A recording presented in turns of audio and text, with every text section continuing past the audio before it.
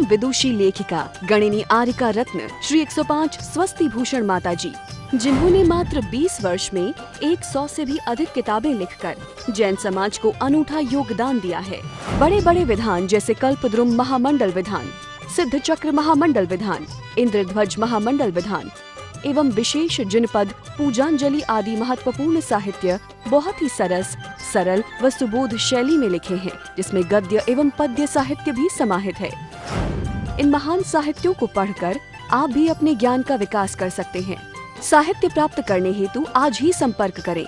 संपर्क सूत्र 9212515167 97848533787। आज फाल्गुन कृष्णा द्वादश्याम है। आज के दिन समय शिखर के निर्जरा कूट से भगवान मुनि सुब्रतनाथ को मोक्ष की प्राप्ति हुई थी। चर्चा इसी विषय पे चल रही है। मोक्ष हुआ था तो मोक्ष होने में क्या होता है, कुछ समझने का प्रयास करो कि मोक्ष क्या चीज है। ऐसी क्या चीज है कि लोग मोक्ष जाते हैं, क्यों जाते हैं मोक्ष में, क्या मिलता है वहां जाकर के। यहाँ तो सब कुछ मिल रहा है, मकान, दुकान, धन संपत्ति, जायदाद, बेटा बेटी, परिवार, कपड़ा लत्ता सब मिल रहा है यहाँ तो। और वहां मोक्ष में तो कुछ है ही नहीं है, फिर भी मोक्ष जाते हैं। क्यों जाते हैं मोक्ष, ऐसा क्या है मोक्ष में, बोलिए ना। आवागमन से। लेकिन कभी महसूस हुआ आपको कि अब जब किसी का मृत्यु थोड़ी समीप हो ना, तब फीलिंग आती है। जब तक ये शरीर में थोड़ी सी हवा भरी हो ना, तब तक फीलिंग नहीं आती है। ये जो बीमारियां हैं ना, बहुत अच्छी चीज है। अरे बोलिए ना, हाँ या ना। ये सच्चाई दिखाने के लिए, धर्म के मार्ग में लगाने के लिए और आत्मा और शरीर को अलग करने के साधना के लिए ये बीमारी बहुत बड़ी चीज है। यदि इसमें साधना कर ली जाए तो शायद वो मोक्ष पता चल जाएगा कि मोक्ष क्या है। और जब तक इस शरीर में हवा भरी है ना, तब तक मोक्ष की फीलिंग नहीं महसूस करने वाले। मोक्ष है क्या, जहां शरीर ही नहीं है। किसी का घुटना दुख रहा है, किसी की कमर दुख रही है, किसी की आंख दुख रही है, किसी का सिर दुख रहा है, किसी के पांव दुख रहे हैं, किसी के हार्ट में प्रॉब्लम है, किसी की किडनी में प्रॉब्लम है, किसी के पेट में प्रॉब्लम है, किसी के गर्दन में प्रॉब्लम है, किसी की नाक में प्रॉब्लम है, किसी के जीभ में प्रॉब्लम है, किसी के गले में प्रॉब्लम है। प्रॉब्लम कहाँ है, शरीर में। प्रॉब्लम कहाँ है, शरीर में। बाधाएं कहाँ से आती हैं, शरीर से आती है। और मोक्ष क्या है, शरीर से रहित होने की अवस्था मोक्ष है। जब शरीर ही नहीं रहेगा तो फिर ये दर्द कहां से होंगे। जब शरीर ही नहीं रहेगा तो दर्दों की कोई बात बची नहीं। कल एक प्रश्न आया था मेरे पास। 10 प्राणों की चर्चा चल रही है, 5 इंद्रिय, 3 बल, श्वासोच्छ्वास और आयु, ठीक है। 3 बल में मन, वचन, काय, और 5 इंद्रिय आप जानते हैं, स्पर्शन, रसना, घ्राण, चक्षु, कर्ण। तो प्रश्न ये था कि सिद्ध भगवान तो जैसे, चलो इंद्रियां नहीं है उनकी क्योंकि शरीर नहीं है। जब शरीर नहीं है तो तन बल भी नहीं है, वचन बल भी नहीं है, मन बल भी नहीं है। लेकिन वहां श्वासोच्छ्वास तो होगी। बिना श्वासोच्छ्वास के जीव कैसे जी सकता है।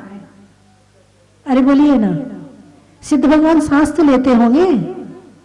अरे बोलो ना, हाँ गांधी जी लेते ही होंगे। फाइनल नहीं है, कॉन्फिडेंस नहीं है, क्योंकि पता ही नहीं है प्राण होते क्या है। आप लोगों में बहुत लोग समर्थन कर रहे हैं, हाँ सांस तो चलेगी, बिना सांस के कैसे जी सकते हैं। वैसे यही तो चमत्कार है।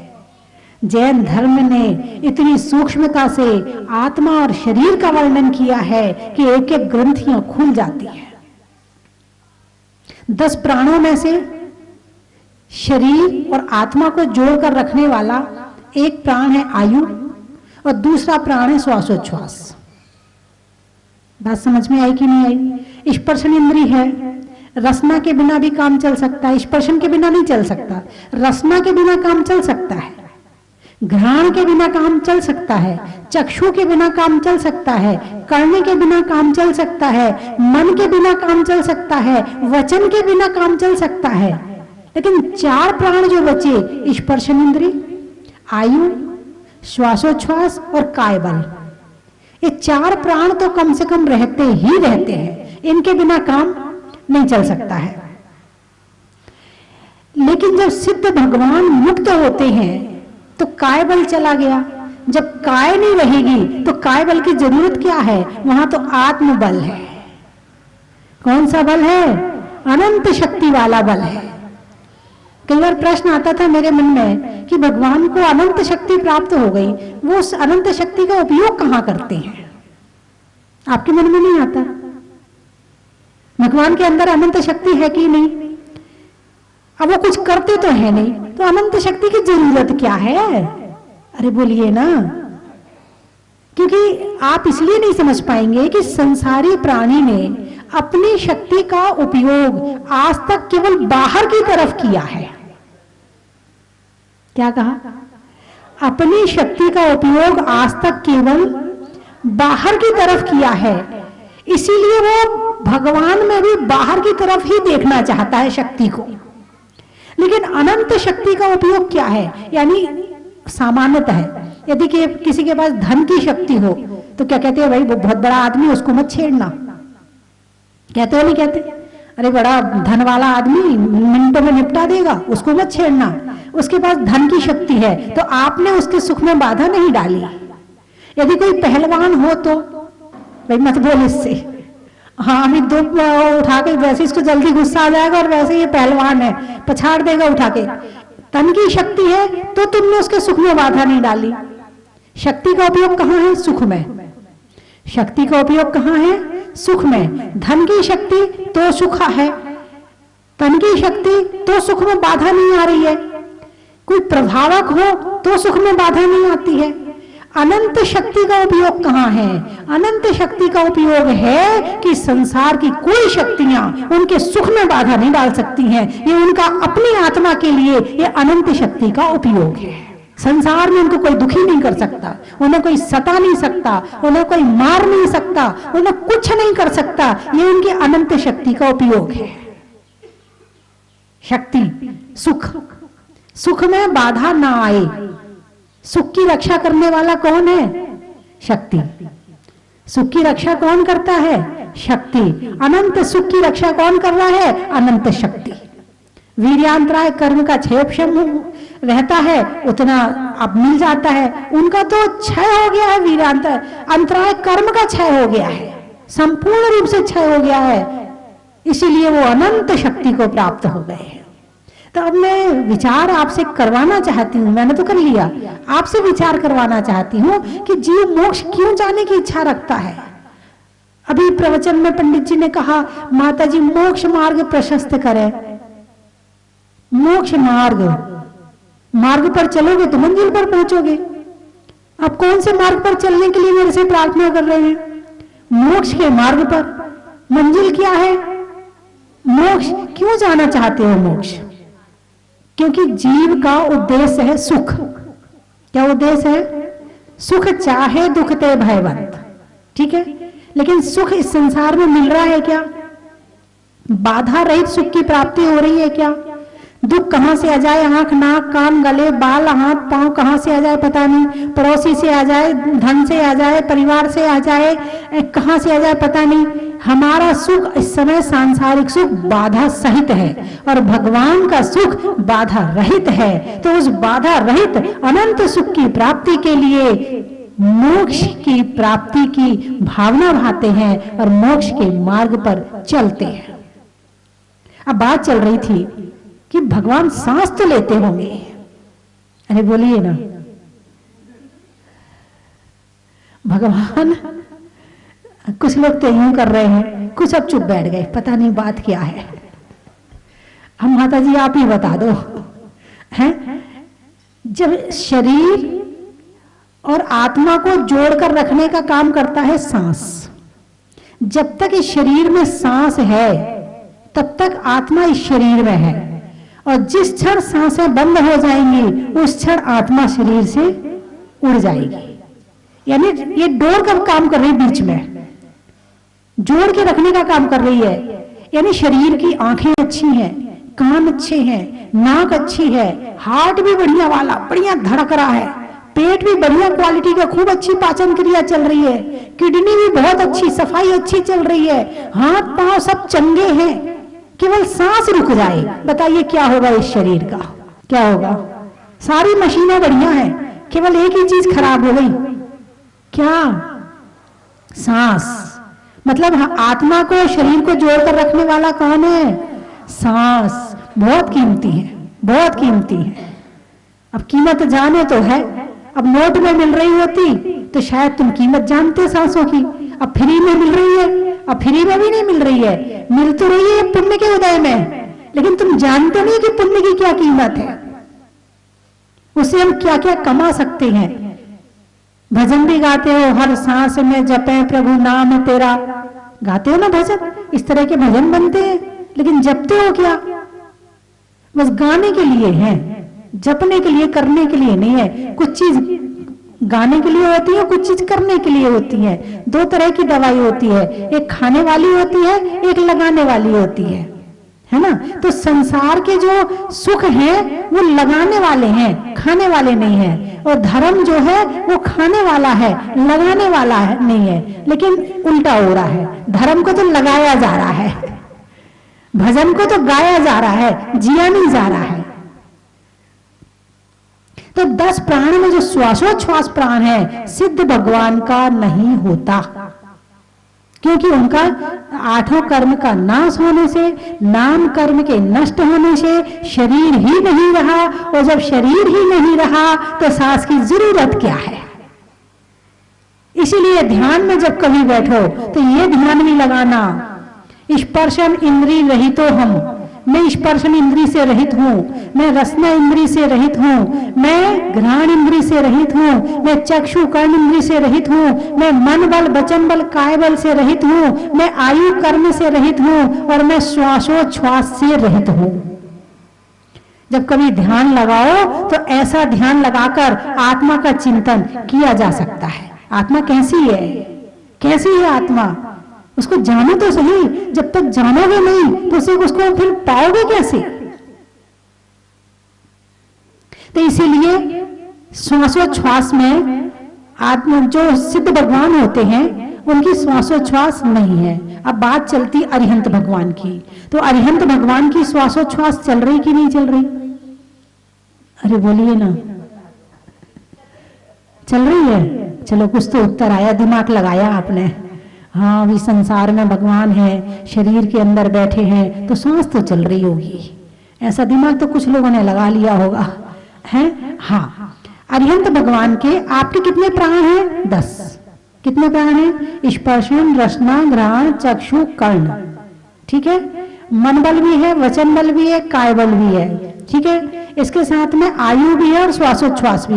आपके पास में 10 प्राण हैं और अरिहंत भगवान के पास में केवल 4 प्राण हैं। अरे बोलिए ना, असंगी कह दिया अरिहंत भगवान को।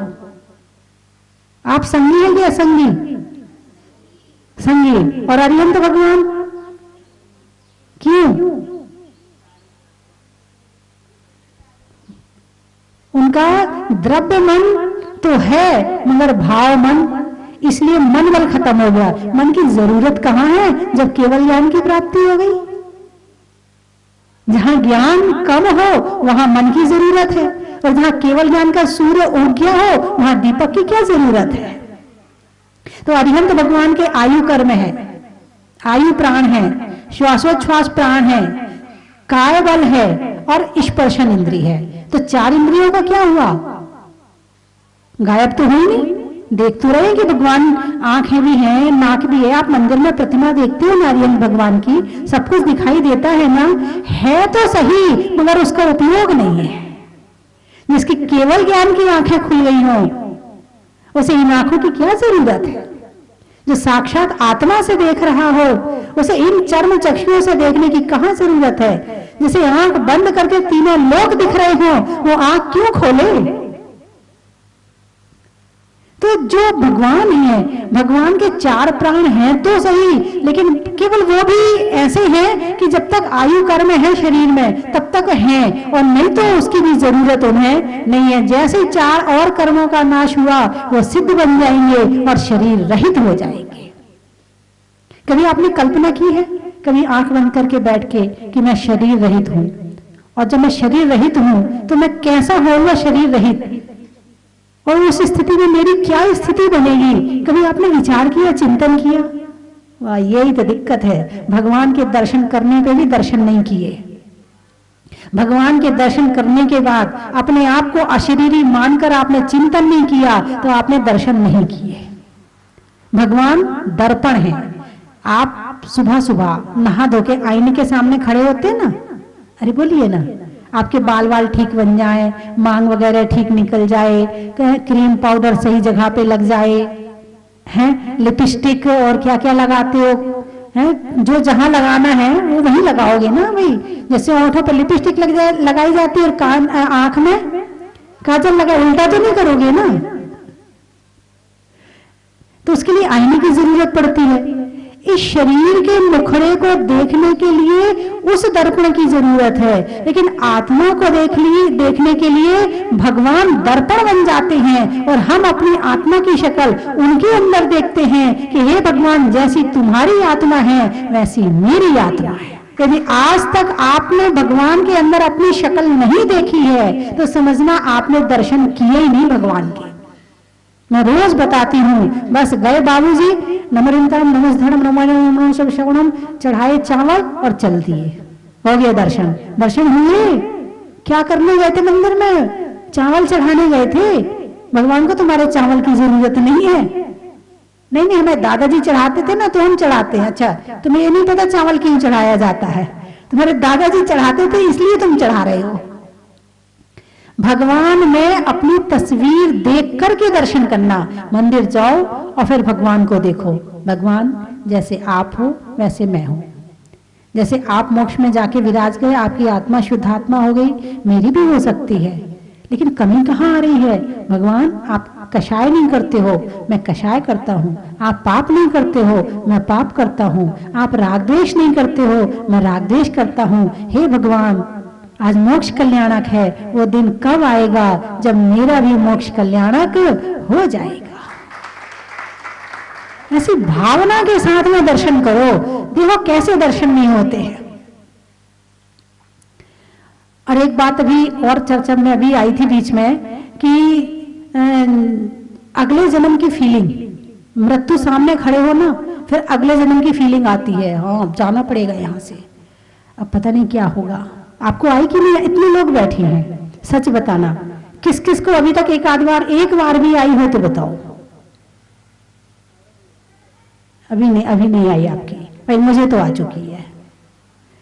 और सोचते में विचार चिंतन कर रही थी, अब अगला जन्म होगा, फिर गर्भ में जाना पड़ेगा, फिर 9 महीने उल्टे लटक के रहना पड़ेगा, फिर गर्भ से बाहर जन्म लेकर के फिर वही घुटनों के बल चलना पड़ेगा, फिर उसके बाद में फिर वही आ ई सीखना पड़ेगा, फिर वही दोबारा से फिर गिनती शुरू करो, 1 2 3 4 1 2 3 4, फिर सीखो, फिर बड़े हो, फिर वही संसार, फिर वही अगला जन्म। हे भगवान, ये कब तक चलेगा? कितने जन्मों में 12 खड़ी सीख ली, कितने जन्मों में गिनती सीख ली, हर बार फिर वहीं से गिनती शुरू हो जाती, फिर माइनस मार्किंग हो जाती है, फिर वापस वहीं फिर शुरू हो जाती। ये क्या जिंदगी है? ऐसा जीवन मिले कि जो एक बार प्राप्त हो गया वो दोबारा प्राप्त ना करना पड़े, और वो है केवल ज्ञान। कौन सा ज्ञान है? केवल ज्ञान। ऐसा चिंतन मनन करते हुए जियो ना, तो घर में जितने लड़ाई झगड़े हैं ना, जरूरत न पड़े लड़ाई झगड़ा करने की। डायमंड सेट है या नहीं है इसकी भी टेंशन ना हो, साड़ी अच्छी है या नहीं इसकी भी टेंशन ना हो, और ज्यादा ध्यान कर लो तो दुकान चल रही कि नहीं चल रही उसकी भी टेंशन खत्म। जो मिल रहा है सो ठीक है, बहुत है। इस जीवन से रस निचोड़ लो ध्यान का। ध्यान जिसने कर लिया उसने बहुत बड़ा काम कर लिया, अपने जीवन की शुरुआत कर ली। ध्यान से ही हर चीज की क्वालिटी पहचानी जाती है, यानी कि आप किसको कितना जानती, आप साड़ी को जानती हो, कपड़े को जानती, कपड़े कितने तक का कपड़ा होगा, किसी की साड़ी देखो, अच्छा हाँ होगी 3-4 हजार की तो होगी, साड़ी की कीमत जानते हो। डायमंड सेट पहना हो, हाँ होगा 2-5 लाख का तो होगा, हाँ तो डायमंड सेट की कीमत जानती। पुरुष होंगे, गाड़ी जा रही, अच्छा ये हाँ ये तो 5 वाली गाड़ी है, ये तो 25 वाली लग रही है, नहीं नहीं ये तो 1 वाली गाड़ी है। 1 मिनट में कीमत बता देते हो। तुमने आज तक इंसान की कीमत जानी कि नहीं जानी, कि एक इंसान के अंदर कितनी संभावना है, सामने वाले में कितनी क्वालिटी है, तुम्हारे बेटा के अंदर कितनी क्वालिटी है, क्या क्या क्षमताएं हैं, वो क्या क्या कर सकता है, तुम्हारे सास के अंदर क्या क्वालिटी है, वो क्या क्या करती है और क्या क्या कर सकती है। तुमने अपनी बहू में क्वालिटी जानी कि तुम्हारी बहू यदि सही रहे तो कितने बड़े बड़े काम कर सकती है। मैं 3 चीजें बोलूंगी, आपको कहना बड़ा ही महत्व है। भोजन में भात का, तत्वों में सात का, तीर्थंकरों में मुनि सुब्रत नाथ का, पंखा में झलने का, बच्चों में पलने का, भगवान के जमीन से निकलने का, हिंदी में मात्रा का, स्कूल में छात्रा का, और आज आपकी जहाजपुर की यात्रा का। ध्यान करने के लिए परमात्मा का, ध्यान करने के लिए परमात्मा का, सिद्धालय में शुद्धात्मा का, और इंदौर में रहने वाले धर्मात्मा का। और कहां से आए हैं? डूंगरपुर, डूंगरपुर ना, गाने में सुर का, नृत्य में नुपुर का, आने वाले में डूंगरपुर का। बड़ा ही महत्व है। सागवाड़ा, वहां सागी साग मिलता है क्या? महिलाओं में कड़ा का, भोजन में बड़ा का, और आने वालों में सागवाड़ा का। बड़ा ही महत्व है। भीलवाड़ा, गर्मी में घड़ा का, तौलने में धड़ा का, और आने वालों में भीलवाड़ा का। बड़ा ही महत्व है। कोटा, रसोई में आटा का, सावन की घटा का, और आने वालों में कोटा का। बड़ा ही महत्व है। नलवाड़ी आसाम, अच्छा मैं हाँ 1 मिनट, एक बता दो। सुबह के बाद शाम का, सुबह के बाद शाम का, सिर दर्द में बाम का, सिर दर्द में बाम का, और आने वाले में नलवाड़ी आसाम का। बड़ा ही महत्व है। अब बताइए क्या बोल रहे थे? रैनवास, रैनवाल, अच्छा अच्छा अच्छा। खिड़की में जाल का, भोजन में दाल का, और आने वाला में रैनवाल का। बड़ा ही महत्व है। भोपाल, सिर पे काले बाल का, पूछने में हाल का, और आने वाला में भोपाल का। बड़ा ही महत्व है। मुंबई, महीने में मई का, रजाई में रुई का, आने वाला में मुंबई का। बड़ा ही महत्व है। जयपुर, समरानिया, अच्छा अच्छा अच्छा। सुनने में कहानियां का, सुनने में कहानियां का, और अच्छे काम की निशानियां का, और आने वाले में समरानिया का। बड़ा ही महत्व है। मैं गई हूँ समरानिया। बेंगलोर, नहीं होने में बोर का, जंगल में मोर का, और आने वाले में बेंगलोर का। अलवर, पक्षी में पर का, शरीर में सर का, और आने वाले में अलवर का। बड़ा ही महत्व है। रिश्तों में ससुर का, देवों में असुर का, आने वाले में जयपुर का। बड़ा ही महत्व है। बस 4 दिन शेष हैं। राष्ट्रीय युवा सम्मेलन का एक बड़ा भव्य आयोजन स्वस्तिधाम जहाजपुर में होने जा रहा है। स्वस्तिधाम जहाजपुर का आज पूरे विश्व में नाम है। इतना अलौकिक तीर्थ है जो देखते ही सबको ऐसा लगता है कि क्या गजब का तीर्थ माता जी की प्रेरणा से बना है, और यहाँ रोज आने का मन करता है। मैं भी हर 5-8 दिन में आ ही जाता हूँ माता जी के आशीर्वाद से। 13 तारीख को युवा सम्मेलन का आयोजन है। पिछले साल पंचकल्याण के पहले 26 जनवरी को एक बृहत युवा सम्मेलन का आयोजन किया था। इस बार युवा सम्मेलन का मुख्य आकर्षण डॉक्टर उज्जवल पाटनी हैं, जो इंटरनेशनल मोटिवेशनल स्पीकर है। वो आप में ऊर्जा भर देते हैं। जो भी उस युवा सम्मेलन में आएगा वो यहां से उड़ता हुआ जाएगा। ये मान लीजिएगा आप बिजनेस करते हैं, पढ़ते हैं, टीचर हैं, धर्मात्मा हैं, गृहिणी हैं, या कोई भी कार्य में है, उस काम को कैसे मजे से करना और उसमें बहुत कुछ कैसे हासिल कर लेना, ये उज्जवल पाटनी जी उस दिन आपको सिखाएंगे छोटे छोटे टिप्स के माध्यम से। तो निश्चित रूप से आइए। हमारी 4 महिला संगठन है, आसपास की जहाजपुर की केकड़ी की, देवली की और शाहपुरा की, ये चारों महिला संगठन नृत्य नाटिका भी वहां प्रस्तुत करेंगी। एक डॉक्टर अनुपम जैन का सम्मान किया जाएगा और भी कुछ आयोजन है और पूज्य गुरु मां स्वस्ति भूषण माता जी का हमें आशीर्वाद भी प्राप्त होगा।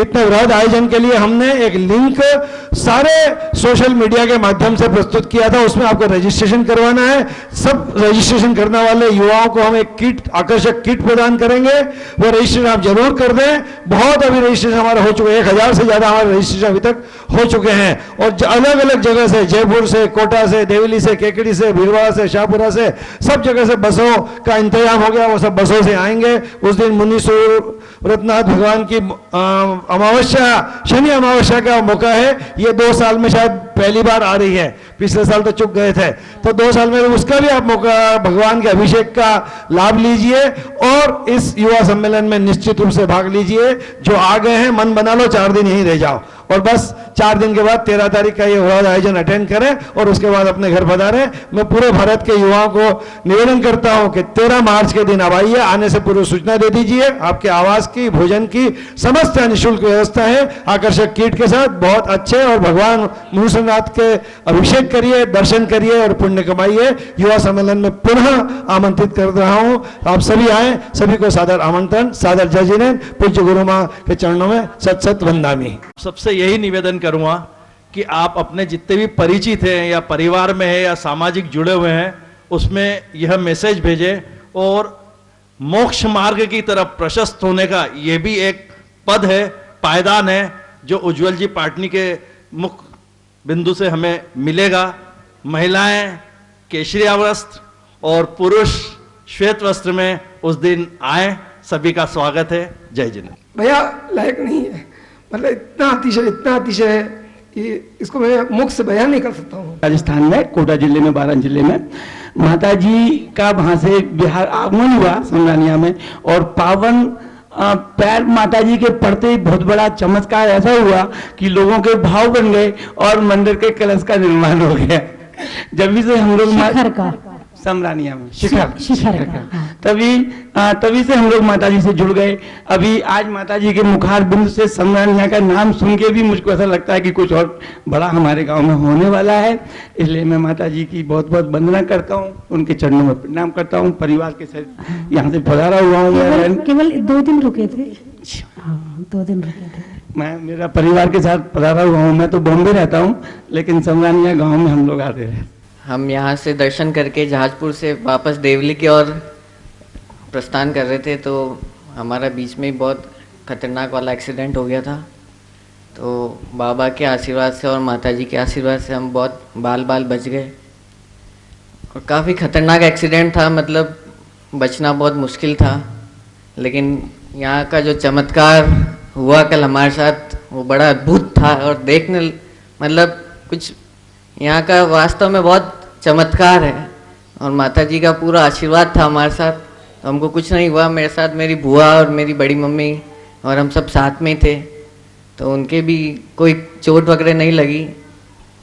पूरी गाड़ी ख़त्म हो गई थी, आगे से का पूरा बम्पर बोनट वगैरह सब खत्म हो गया था, लेकिन माता जी के और बाबा के आशीर्वाद से हम सब बच गए। और आज वापस हमने कलश किया, अभिषेक किया भगवान के। 25वां सालगिरह है, इसी वजह से हम टिहू नलवारी असम से पहली बार राजस्थान जहाजपुर आया है। जहाजपुर का मंदिर देखकर, रात को रोशनी देखकर मन हर्ष से खुश हो गया।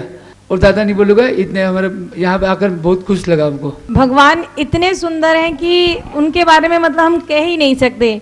और जब इस तीर्थ पे आए, इसे तीर्थ के बनने के बाद तो हम अभी आए हैं, तो ये तीर्थ इतना अलौकिक, अद्वितीय, इतना सुंदर कि जहाँ भी जाओ मुख से सिर्फ निकलता है गजब, बहुत ही सुंदर। और शाम के वक्त जब यहाँ लाइटिंग वगैरह होती है तो बहुत ही खूबसूरत जगह लगती है। मतलब मुझे ऐसा लगा कि हाँ, मैं शाम को थी तो मैंने देख लिया।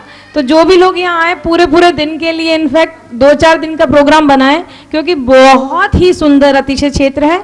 और माता जी की वाणी इतनी मधुर, इतनी हृदय स्पर्शी और इतनी सुंदर है कि ऐसा लगता है कि हम माता जी के पास रह के थोड़े नियम संयम पालें और अपनी ज़िंदगी को परिवर्तन करें।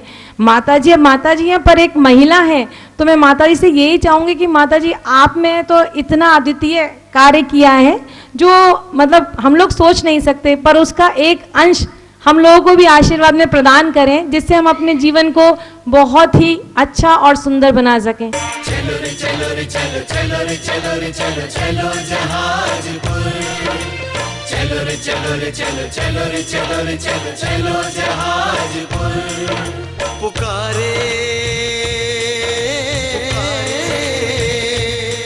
राजधानी मोक्ष गए थे नहीं से स्वामी,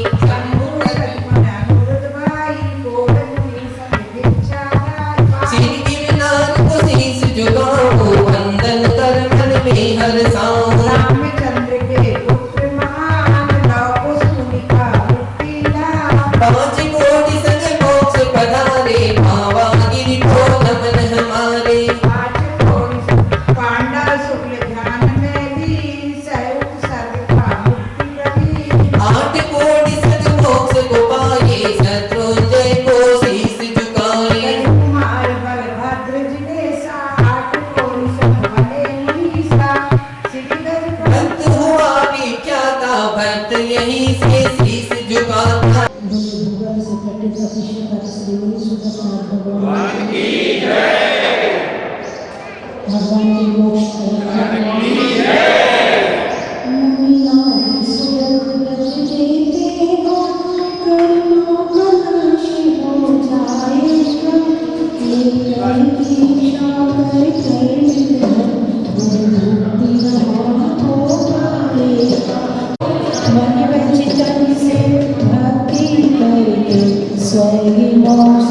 भगवान की मोक्ष मुनि सूरज व्रत धारण जाई वहाँ, शत शत करम फाल्गुन कृष्ण द्वादश्याम मोक्ष मंडिताय, निर्जरापुर से 7 करोड़ 57 करोड़ 9,999 मुनि सूर से मोक्ष पधारे, उन सबके चरणों में मेरा मन वचन काया से अत्यंत भक्ति भाव से मोक्ष मंगल मंडिताय और एवं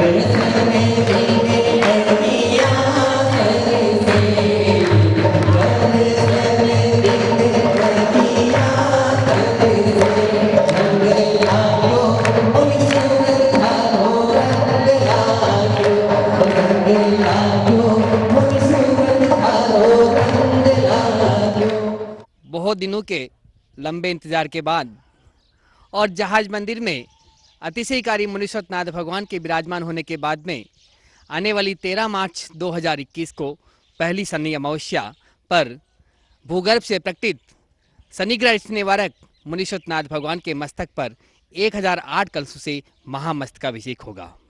बंधुओं, शनि अमावस्या पर मुनीश्वरनाथ भगवान का अभिषेक करना महान फलदायी होता है और हम सबके महान पुण्य के उदय से जहाज मंदिर में विराजमान होने के बाद पहली शनि अमावस्या पर हम सबको भगवान का अभिषेक करने का, शांति धारा करने का सुनहरा मौका और पूज्य गुरु माँ गणनी आर्य का स्वस्ति भूषण माता जी का मंगलमय आशीर्वाद प्राप्त करने का मौका मिला है। आप यहाँ पधारें और उस दिन बड़े बाबा का अभिषेक करें, शांति धारा करें। 4 तरह के कलश हैं। रजत कलश 5100 रुपये, स्वर्ण कलश 11,000 रुपये, हीरक कलश 21,000 रुपये और रत्न कलश 51,000 रुपये की न्योछावर राशि है। बंधु, मैं तो चाहता हूं आप यहां पधारे और स्वयं बड़े बाबा का अभिषेक करें, शांति धारा करें, लेकिन यदि आप नहीं आ सकते हैं तो भी आप अपने नाम से यहां पर कलश आरक्षित करवा सकते हैं। आपके नाम से अभिषेक शांति धारा यहां पर होगी। उसी दिन दोपहर में 1 बजे से राष्ट्रीय युवा सेमिनार यहाँ पर होगा। एक यूथ सेमिनार होगा जिसमें 18 वर्ष से 45 वर्ष के युवक और युवतियां सब उसमें भाग ले सकते हैं। आप सभी इन कार्यक्रमों में सादर आमंत्रित है। साथ ही 10 मार्च 2021 को भगवान का जहाज मंदिर में विराजमान होने के बाद पहला निर्वाण कल्याणक महोत्सव यहाँ मनाया जाएगा और सन 21 में 20 किलो का निर्वाण लड्डू 20वें तीर्थंकर मुनीश्वरनाथ भगवान के समक्ष अर्पित किया जाएगा, पूरे भावों के साथ में, भक्ति के साथ में और पूज्य गुरु माँ के पावन सानिध्य में। तो आप सभी सादर आमंत्रित है। आप अपनी सूचना स्वस्ति धाम में दे सकते हैं। आप अपनी स्वीकृति 9782063107 इन नंबरों पर दे सकते हैं। पूरे कार्यक्रम का सीधा प्रसारण पारस चैनल पर होगा। धन्यवाद। कंचन की थाल को सजाओ रे आज, रत्नों की थाल को भर लाओ रे आज। आओ आओ करे रे गुणगान आरती भगवन की। आओ आओ करे गुणगान आरती भगवन की। आओ आओ करे रे गुणगान आरती भगवन की।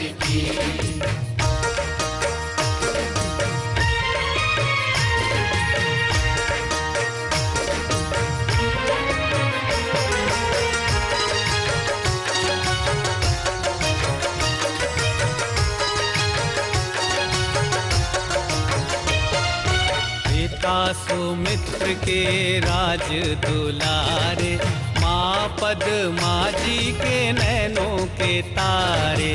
पिता सुमित्र के राज दुलारे, माँ पद्मा जी के नैनों के तारे। राजगृही में जन्म लियो आप। परम विदुषी लेखिका गणिनी आरिका रत्न श्री 105 स्वस्ति भूषण माता जी, जिन्होंने मात्र 20 वर्ष में 100 से भी अधिक किताबें लिखकर जैन समाज को अनूठा योगदान दिया है।